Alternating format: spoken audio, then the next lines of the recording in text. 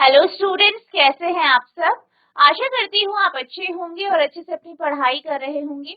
मैं मोनिका रावत आपका स्वागत करती हूँ आईसीटी वर्चुअल क्लासरूम देहरादून में। बच्चों, आज हम क्लास 8 का जो आपका सब्जेक्ट है साइंस, उसका चैप्टर साउंड को कंटिन्यू करें।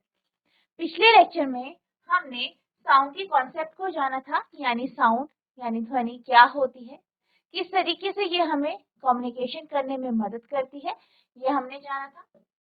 इसके बाद हमने ये भी देखा था कि जब भी हम किसी भी वस्तु को हिट करते हैं या उसे वाइब्रेशन की पोजीशन में लाते हैं तो वो ध्वनि उत्सर्जित करती है, साउंड प्रोड्यूस करती है। इसके हमने कुछ उदाहरण देखे थे और हमने ये जाना था कि कुछ भी चीज वाइब्रेट हो रही है तो वो साउंड प्रोड्यूस करेगी।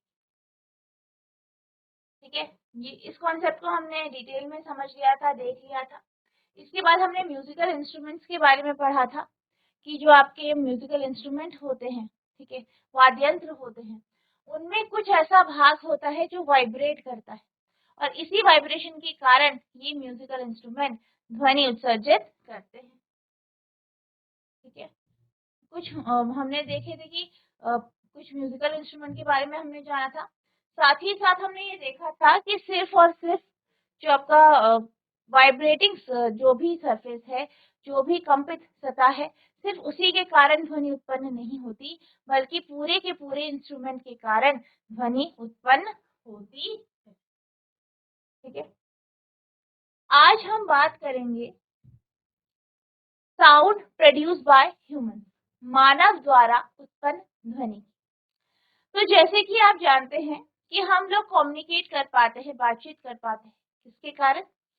क्योंकि हम ध्वनि उत्पन्न कर पाते हैं। अब जो मानव के शरीर से जो ध्वनि निकलती है, बेसिकली जो हम बोलते हैं, वो आपकी वॉइस बॉक्स जिसे आप लैरिंक्स कहते हैं, इसके कारण आप जो है बोल पाते हैं, ध्वनि उत्सर्जित कर पाते हैं, ध्वनि निकाल पाते हैं। और ये जो लैरिंक्स होता है या वॉइस बॉक्स होता है, ये आपके विंड पाइप के ऊपरी हिस्से में होती है। जो आपका विंड पाइप होता है उसके ऊपरी हिस्से पे यहाँ पे आपके पास वॉइस बॉक्स या लैरिंक्स होता है।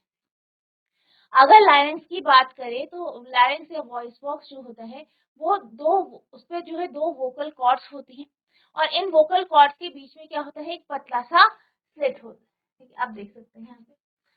ठीक है, वोकल कॉर्ड्स होती है, ठीक है, लैरिंक्स है ये, और इसके बीच में क्या है, पतला सा आपका एक स्लिट है, यानी एक गैप है, नैरो स्लिट है। इस गैप से क्या होता है, हवा अंदर बाहर जाती है। और क्या होता है, जब भी हम लंग्स से या जो हमारे फेफड़े हैं उनसे हवा को प्रेशर देते हैं, फोर्स लगाते हैं, वो इससे क्रॉस होती है और ध्वनि उत्पन्न करती है, यानी ध्वनि उत्सर्जित करती है। ठीक है, तो इस तरीके से जो आपका होता है वोकल कॉर्ड कार्य करता है। तो आपको ध्यान रखना है कि जो ह्यूमन बीइंग है, जो मानव है, वो ध्वनि उत्पन्न करते हैं लैरिंक्स या वॉइस बॉक्स के कारण। वॉइस बॉक्स में दो आपकी वोकल कॉर्ड होती है जिसके बीच में स्लिट होता है, जहां से हवा आर पार जाती है और ध्वनि उत्पन्न करती है। इन ह्यूमंस यानी मानवों में, इन ह्यूमंस यानी मानवों में the sound is produced by voice box. जो ध्वनि है वो किसके द्वारा उत्पन्न की जाती है, वॉइस बॉक्स के कारण उत्पन्न की जाती है, या जिसे आप लैरिंक्स कहते हैं। It is at the upper end of the wind pipe. ये कहाँ पे होता है, ये विंड पाइप के ऊपरी हिस्से में मौजूद होता है। Two vocal cords are stretched, यानी दो वोकल कॉर्ड्स क्या होती हैं, इन्हें स्ट्रेच किया जाता है, स्ट्रेच्ड होती है, खिंची हुई होती है अक्रॉस द वॉइस बॉक्स। कहाँ पे होती है, वॉइस बॉक्स में, या जिसे आप लैरिंक्स कहते हैं। In such a way that it leaves a narrow slit. इस तरीके से ये मौजूद होती है कि इनके बीच में क्या होता है, एक पतली सी स्लिट होती है for the passage of air. और इस स्लिट की से क्या होता है, हवा आर पार जाती है। When the lungs force air, जब लंग्स क्या करते हैं, हवा पे जो है फोर्स लगाते हैं, बल लगाते हैं, किससे, थ्रू द स्लिट, यानी स्लिट के माध्यम से। The vocal cord vibrate, vocal cord क्या करती है, वाइब्रेट करती है और क्या करती है, साउंड प्रोड्यूस करती है एंड प्रोड्यूसिंग साउंड। ठीक है, तो आपको ध्यान रखना है कि जो हमारा विंड पाइप होता है उसके ऊपरी हिस्से में आपका वॉइस बॉक्स या लैरिंक्स होता है। इस लैरिंक्स में 2 वोकल कॉर्ड होती है जिसके बीच में स्लिट होती है और इस स्लिट से ही हवा जो है आर पार जाती है और जो है ध्वनि उत्पन्न करती है। ठीक है, आप इसे नोट करते हैं।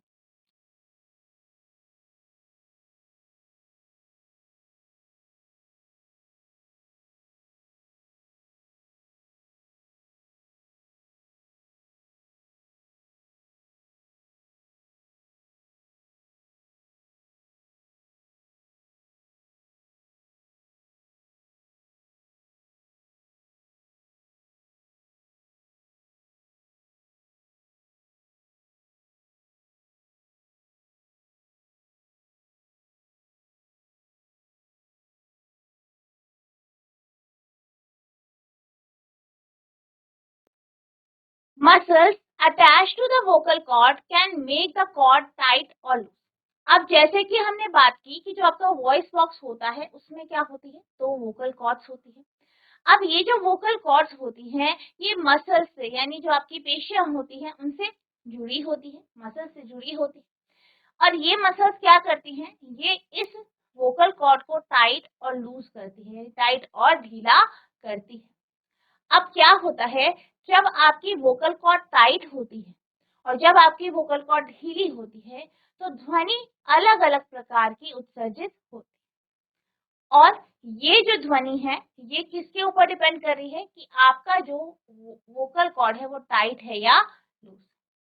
When the vocal cord are tight और थिन, जब वोकल कॉर्ड क्या होती है, टाइट होती है और पतली होती है, द टाइप और quality of voice is different. तो ध्वनि की जो क्वालिटी है उसका प्रकार, उसकी क्वालिटी जो है वो अलग अलग होती है from then when it is loose और थिक। ठीक है, तो क्या कहा गया है कि जब आपकी जो वोकल कॉर्ड है वो पतली और टाइट होती है उस समय उसकी वॉइस की क्वालिटी अलग होती है और जब वो ढीली और मोटी होती है तब अलग होती है। अब हम चलते हैं एक्टिविटी 13.6 की ओर। ठीक है, इससे हम वोकल कॉर्ड की जो वर्किंग है, किस तरीके से वो कार्य करता है, इसके बारे में हम समझेंगे। ठीक है, तो आपको क्या करना है, एक पेपर लेना है, उसे फोल्ड करना है। ठीक है, फोल्ड आप कुछ इस तरीके से करेंगे, आप देख सकते हैं। ठीक है, पेपर को इस तरीके से आपको फोल्ड करना है, यानी उस पर 3 फोल्ड आने चाहिए। बीच का जो हिस्सा है उसे आप थोड़ा सा इस तरीके से जो है राउंड काट देंगे। अब आपके पास एक क्या हो गया है, एक विसल आपकी बन गई है, सीधी बन गई। अब आप क्या करेंगे, इसको इस तरीके से अपनी दोनों उंगलियों के बीच में रखेंगे, यानी जो बीच वाला भाग है उसे उंगलियों के बीच में रखेंगे और उसे अपने जो है मुंह की तरफ रखेंगे, इस तरफ से, ये वाला जो साइड है, और फिर फूंक मारेंगे। जब आप इससे हवा पास करेंगे, ठीक है, जब आप इस पे फूंक मारेंगे तो आपको एक साउंड सुनाई देगी। ठीक है, तो इसी तरीके से जो आपकी वोकल कॉर्ड्स होती हैं या जो आपका वॉइस बॉक्स होता है बेसिकली, ठीक है, वोकल कॉर्ड्स के बीच में क्या होती है, गैपिंग होती है, तो यहाँ पे भी वो जो कटा हुआ हिस्सा है वो वैसे ही कार्य करता है और ये बिल्कुल आपके वॉइस बॉक्स की तरह कार्य करता है। अब अगर हम वोकल कॉर्ड्स की बात करें तो जो आपने देखा होगा कि जो जो पुरुष होते हैं और जो महिलाएं होती हैं दोनों में आवाज आपको अलग अलग प्रकार की। ठीक है, तो ये किसके ऊपर डिपेंड कर रहा है, ये वोकल कॉर्ड्स के ऊपर निर्भर कर रहा है कि वोकल कॉर्ड कैसी है। अगर मेन की बात की जाए या मेल की बात की जाए उसमें वोकल कॉर्ड की जो लंबाई होती है वो 20 मिलीमीटर होती है और विमेन में क्या होता है, ये छोटी होती है। इसी प्रकार से छोटे बच्चों की बात की जाए तो उनकी आवाज थोड़ा अलग टाइप की होती है और वहां पर जो वोकल कॉर्ड होती है उसकी लंबाई और कम होती है। The vocal cords in men are about 20 millimetre long, यानी जो आपके मैन होते हैं या पुरुष होते हैं उनमें जो वोकल कॉर्ड्स होते हैं उसकी लंबाई 20 मिलीमीटर लंबी होती है। In women these are about 5 millimetre shorter. अगर हम महिलाओं में बात करें तो महिलाओं में इसकी जो लंबाई होती है, वोकल कॉर्ड की जो लंबाई होती है वो 5 मिलीमीटर होती है। Childrens have very short vocal cord. और अगर हम बात करें बच्चों की, तो बच्चों की जो वोकल कॉर्ड होती है बहुत ज्यादा छोटी होती है। ठीक है, आप इसे नोट करेंगे।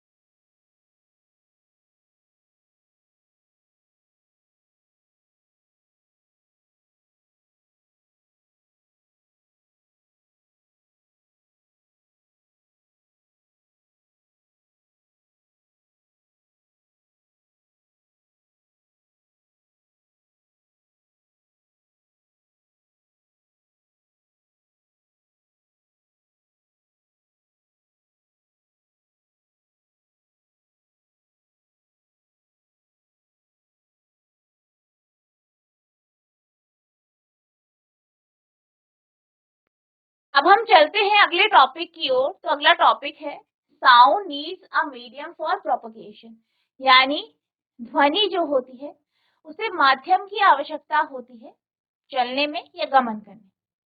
यहाँ पे इस कॉन्सेप्ट को हम एक एक्टिविटी के माध्यम से समझेंगे।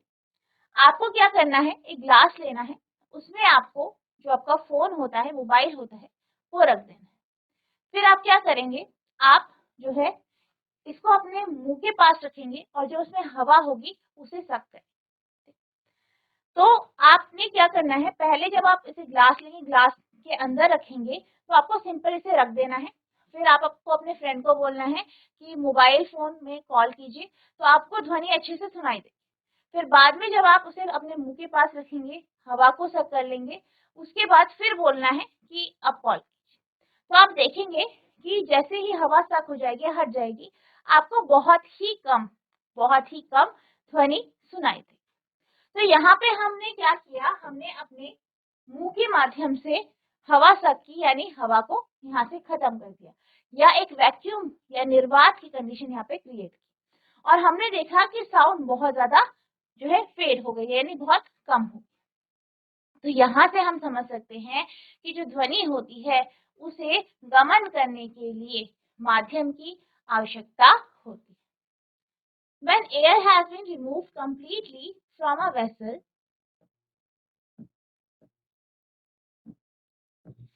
it is said that there is a vacuum in the vessel. क्या कहा गया है, जब बर्तन से हवा को पूरी तरीके से निकाल दिया जाएगा तो जो बर्तन होता है उसमें वैक्यूम क्रिएट हो जाता है। The sound can not travel through the vacuum, और जो ध्वनि है वो वैक्यूम से ट्रेवल नहीं कर सकती। ठीक है, तो ये यहाँ पे हमारा निष्कर्ष निकलेगा, आप इसको नोट करें।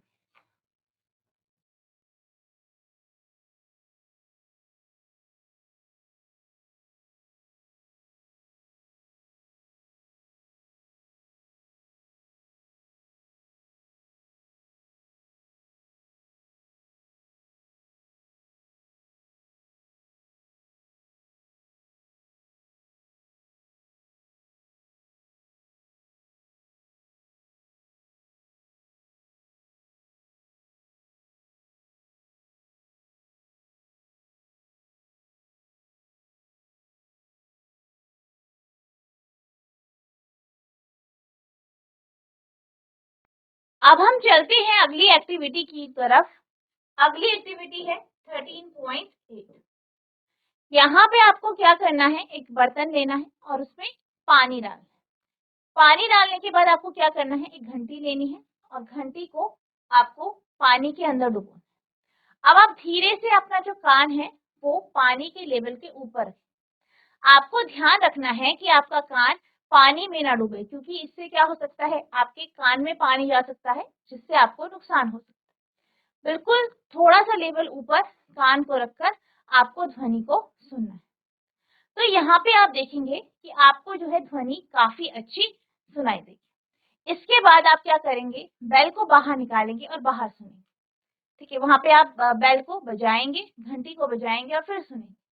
तो आप देखेंगे कि पानी में आपको ध्वनि काफी अच्छी सुनाई दे रही है, या हम कह सकते हैं कि जो पानी है उसमें आपकी जो ध्वनि है वो गमन करती है या चलती है।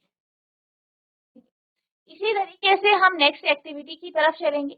यहाँ पर हम क्या करेंगे, एक स्केल लेंगे, एक मीटर स्केल लेंगे जो कि आपका लकड़ी का बना है।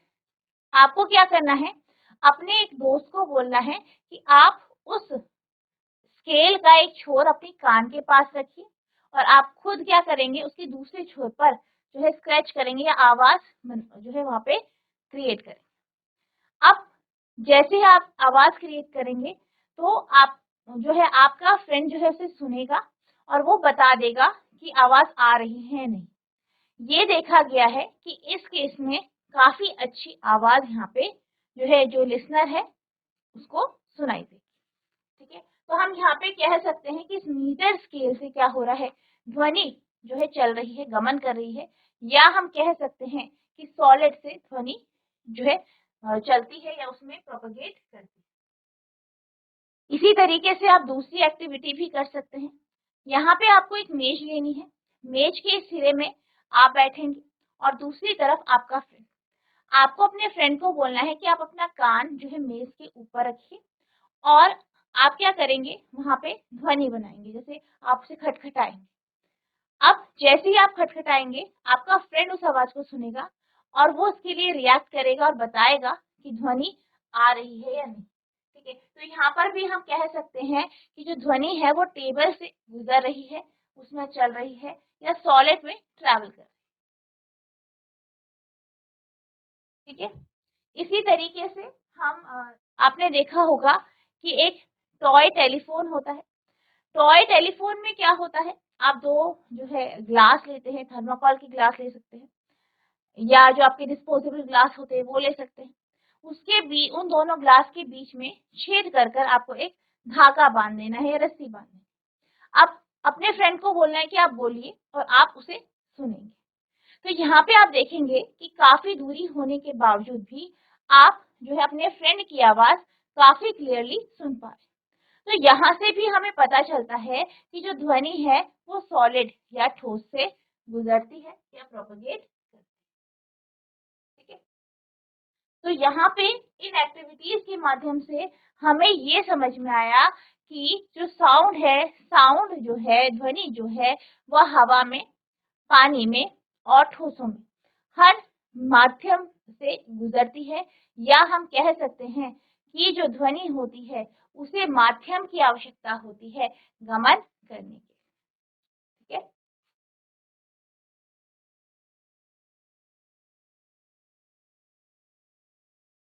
नोट करेंगे।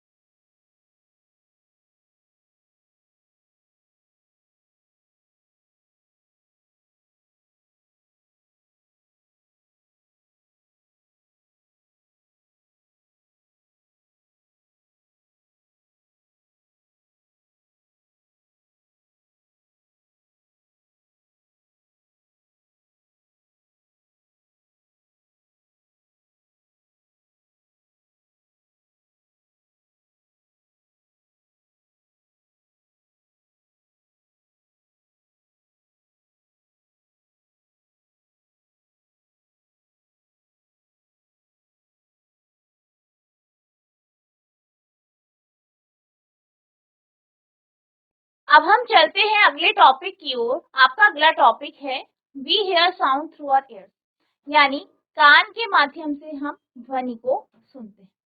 तो यहाँ पर हम कानों के बारे में बात करेंगे। पहले हमने वॉइस बॉक्स या लैरिंक्स के बारे में बात करी, किस प्रकार से वॉइस बॉक्स या लैरिंक्स ध्वनि उत्पन्न करने में मदद करता है। यहाँ पे हम जो है कान या जो ह्यूमन एयर है उसके बारे में बात करें। तो ह्यूमन एयर की बात करें तो उसका स्ट्रक्चर कुछ इस तरीके से होता है, आप देख सकते हैं फनल टाइप स्ट्रक्चर है, बाहर का हिस्सा चौड़ा है और ये जो है यहाँ से क्या होता है, आपकी ध्वनि अंदर आती है जो कि अंदर आपके जो है ऑडिटरी कैनाल से पास होती है। अब जैसे कि आप जानते हैं कि जो ध्वनि है उसको माध्यम की आवश्यकता होती है गमन करने के लिए, चलने के लिए, ठीक है। तो वो क्या करती है, वो एयर के माध्यम से या हवा के माध्यम से गमन करती है, हमारे जो एयर ड्रम होते हैं वहां तक पहुंचती है। एयर ड्रम में वो प्रेशर क्रिएट करती है, प्रेशर क्रिएट करने के कारण क्या होता है, सिग्नल यहाँ पे उत्पन्न होते हैं और ये सिग्नल आपके मिडल एयर और इनर एयर के माध्यम से आपके ब्रेन तक और नर्व्स के माध्यम से आपके ब्रेन तक पहुंचते हैं और आपको ध्वनि सुनाई देती है। इस तरीके से कुछ इसका जो है कार्य होता है, इस तरीके से कार्य करता है। अब हम इसे डिटेल में यहाँ पे पढ़ें। The shape of the outer part of the ear is like a funnel, यानी कान का बाहरी भाग की आकृति कीप जैसी होती है, ठीक है। तो कान के बाहरी भाग की जो आकृति होती है वो कैसी होती है, कीप के जैसी, फनल के जैसी या कीप के जैसी होती है।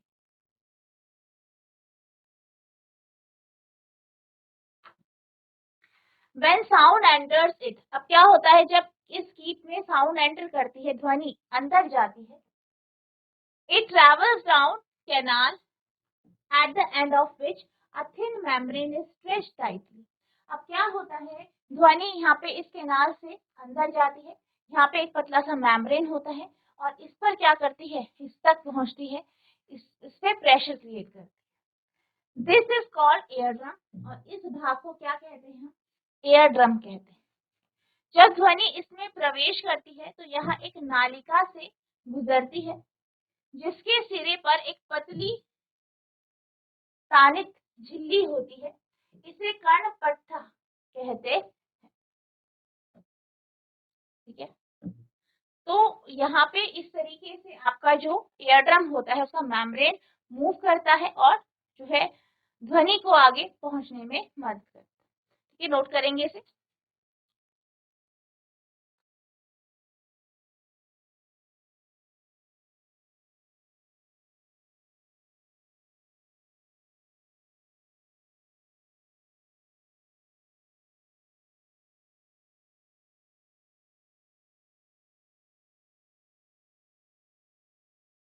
तो बच्चों आज हमने ये जाना कि किस तरीके से वॉइस बॉक्स या लैरिंक्स ध्वनि उत्पन्न करता है, ध्वनि किस तरीके से उत्पन्न की जाती है, किस प्रकार से वोकल कॉर्ड के ऊपर जो है ध्वनि का प्रकार निर्भर करता है।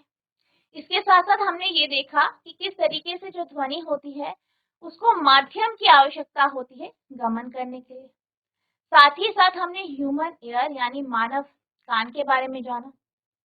आई होप आपको ये सारे टॉपिक अच्छे से समझ में आए होंगे। नेक्स्ट लेक्चर में हम बात करेंगे जो आपकी कर्णपट्टी या एयर ड्रम होता है किस तरीके से कार्य करता है, ये देखेंगे, कुछ एक्टिविटीज के माध्यम से जानेंगे और आगे के टॉपिक को हम कंटिन्यू करेंगे। तो बच्चों आज के लिए बस इतना ही, मिलते हैं अब नेक्स्ट सेशन में। तब तक के लिए thank you and have a nice day.